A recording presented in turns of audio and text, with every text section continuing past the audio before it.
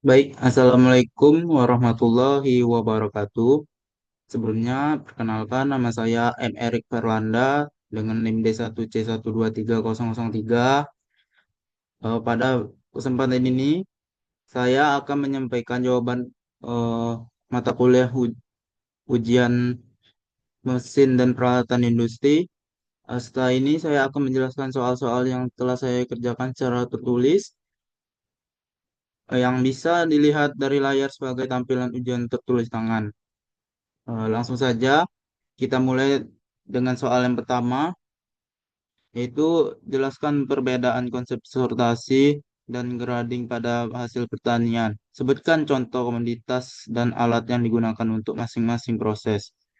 Bila ini jawabannya, yaitu dalam penanganan hasil pertanian, sortasi dan grading merupakan dua tahap penting yang sering dianggap sama, padahal memiliki konsep dan tujuan yang berbeda. Sortasi adalah proses pemisahan awal hasil pertanian untuk memisahkan bahan yang masih layak dan tidak layak digunakan. Dasar sortasi adalah kondisi fisik dan kesehatan bahan. Kriteria sortasi meliputi yaitu pertama itu busuk atau berjamur, yang kedua itu rusak mekanis atau pecah, memar, retak. Yang ketiga itu ada terserang hama, dan yang keempat itu ada tercemar tanah, pasir, atau benda asing. Dan kelima itu ada bentuk sangat abnormal. Tujuan sortasi yaitu eh, menjamin kesamaan dan kelayakan bahan. Yang kedua itu menengah penularan kerusakan. Yang ketiga itu ada menjaga mutu produk akhir. Contohnya komoditas dan alat sortasi. Yang komoditasnya itu tomat, alatnya itu meja sortasi, conveyor belt, sortasi manual. Dan selanjutnya itu grading adalah proses pengelompokan bahan yang telah lolos sortasi ke dalam em, kelas mutu tertentu berdasarkan sifat yang relatif seragam. Di sini ada kriteria grading meliputi ukuran, berat, warna, bentuk, dan tingkat kematangan. Tujuan grading yaitu menyeragamkan mutu produk. Yang kedua itu ada menentukan kelas harga. Yang ketiga itu mempermudah pemasaran dan pengemasan.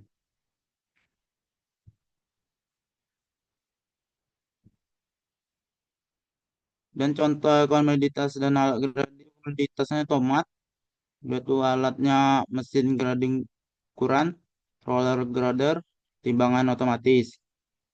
Baik, di sini masuk yang soal yang kedua, yaitu mengapa proses pembersihan awal sangat penting sebelum pengolahan la-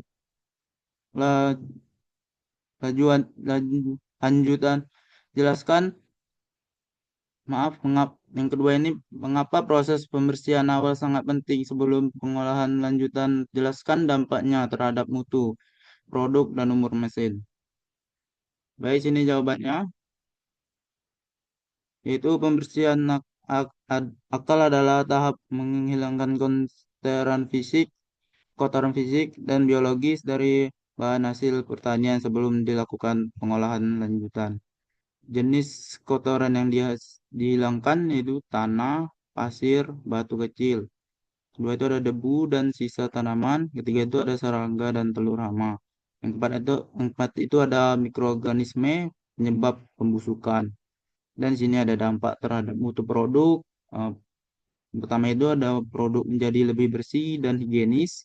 Yang kedua itu ada mengurangi kontaminasi mikroba. Yang ketiga itu ada menjaga warna, aroma, dan rasa. Yang keempat itu ada meningkatkan keamanan pangan. Di sini ada dampak terhadap umur mesinnya itu. Yang pertama itu mengurangi gesekan dan abrasi. Yang kedua itu ada mencegah penyumbatan mesin. Yang ketiga itu ada mengurangi frekuensi kerusakan. Dan yang keempat itu ada memperpanjang umur pakai mesin. Baik, di sini masuk soal yang ketiga. Apa tujuan utama pengecilan ukuran dalam industri pertanian? Jawabannya itu Pengertian ukuran adalah proses mengurangi dimensi bahan melalui pemotongan, penghancuran, atau penggilingan. Tujuan utamanya itu penggilingan ukuran itu memperbesar luas permukaan bahan. Yang kedua itu ada mempermudah pencampuran. Yang ketiga itu ada mempercepat proses pengeringan. Dan keempat itu ada meningkatkan efisiensi ekstraksi. Yang kelima itu ada menyeragamkan ukuran partikel. Dan yang keenam itu ada mempermudah proses lanjutan.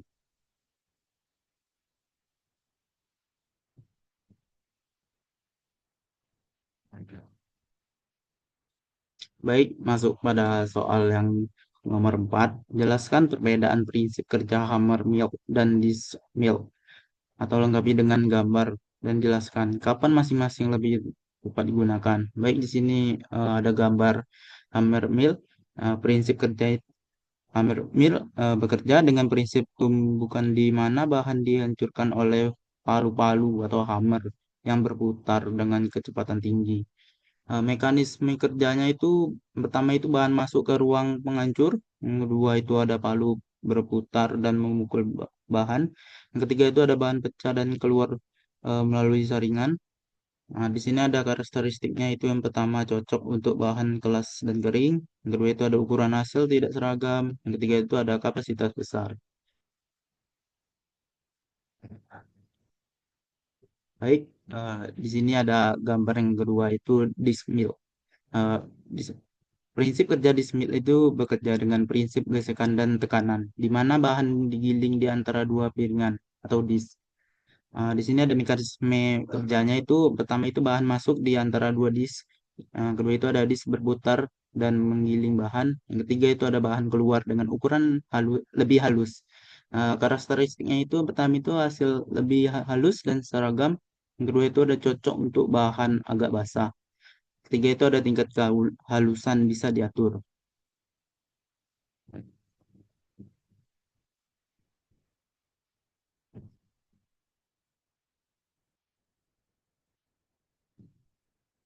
Baik, di sini masuk ke soal nomor 5.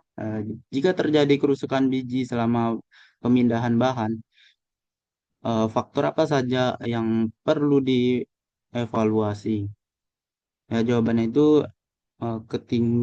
ketinggian jatuh bahan. Yang kedua itu kecepatan alat pemindah. Yang ketiga itu ada jenis alat pemindah atau bel, sorel, bucket, elevator. Yang keempat itu ada kadar kadar air biji. Yang kelima itu ada benturan dengan permukaan keras. Keenam itu ada tekanan atau ban berlebih. Tujuh yang tujuh itu ada desain saluran pemindah.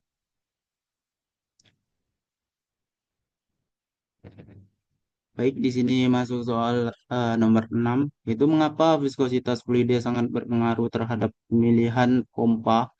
Eh, Sini jawabnya viskositas sangat berpengaruh terhadap pemilihan pompa karena setiap jenis pompa dirancang untuk karakter fluida yang berbeda. Jika jenis pompa tidak sesuai dengan viskositas fluida, maka sistem pemompaan tidak akan bekerja optimal dan dapat menyebabkan kerusakan. Pengaruh viskositas terhadap kinerja pompa yaitu kemampuan aliran fluida. Fluida dengan viskositas rendah atau encer mudah mengalir sehingga cocok menggunakan pompa terfugal. Yang kedua itu ada efisiensi pompa. Jika pompa sentrifugal digunakan untuk fluida kental, maka akan terjadi penularan debit aliran. Yang ketiga itu ada bebas kerja dan kesusah kayak ausan pompa. Fluida kental membersihkan beban mekanis yang lebih besar. Yang keempat itu ada stabilitas aliran. Pompa yang sesuai viskositas akan menghasilkan aliran yang stabil dan kontinu. Eh, Selanjutnya itu jika salah memilih pompa, itu aliran tidak stabil. Eh, yang kedua itu energi boros. Yang ketiga itu pompa cepat rusak. Yang keempat itu ada efisiensi rendah. Efisiensi rendah. Baik, di sini masuk ke soal yang terakhir yaitu 7. Jelaskan alur proses penanganan pasca panen, satu contoh komoditas, hasil pertanian, dan contoh pengolahannya menjadi produk dengan menyinggung mesin yang digunakan pada setiap tahap. Baik, jawabannya itu ya contoh komoditas padi. Penanganan proses panen padi adalah rangkaian proses dari panen sampai menjadi beras siap konsumsi dengan tujuan menjaga mutu dan mengurangi kehilangan hasil.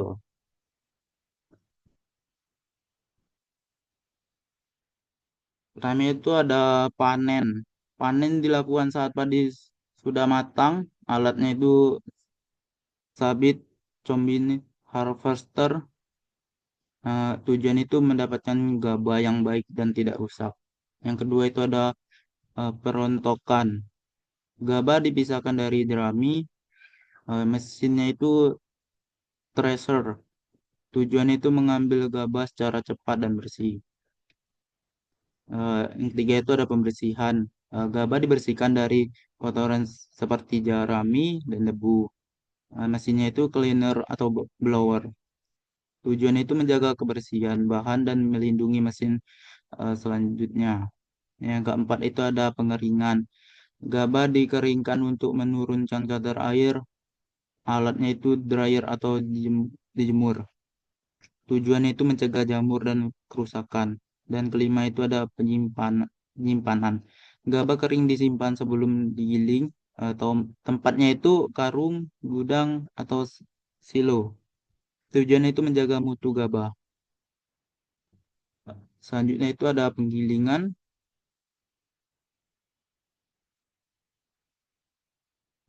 Selanjutnya itu ada eh, pengeringan. Gabah dikeringkan untuk menurunkan kadar air. Alatnya itu dryer atau dijemur. Eh, Selanjutnya itu ada penyimpanan. Gab- Gabah itu kering disimpan sebelum digiling. Tempatnya itu karung, gudang, atau silo. Tujuan itu menjaga mutu gabah. Selanjutnya itu penggilingan. Gabah digiling menjadi beras. Mesinnya itu rice milling unit. Tujuan itu menghasilkan beras siap konsumsi. Dan yang terakhir itu ada pengemasan. Beras dikemas untuk dijual. Mesinnya itu mesin pengemas. Tujuan itu memudahkan distribusi dan menjaga kualitas. Nah, di sini ada beras dapat diolah menjadi yaitu tepung beras, mie beras, kue tradisional. Mesinnya itu dismill, mixer, mesin pencetak.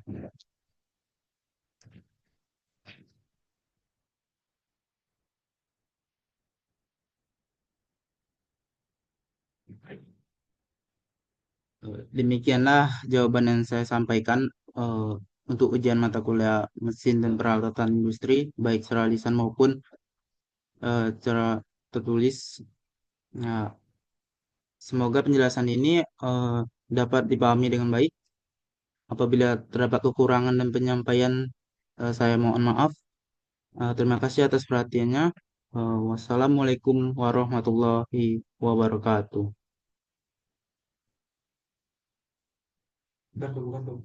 Hmm?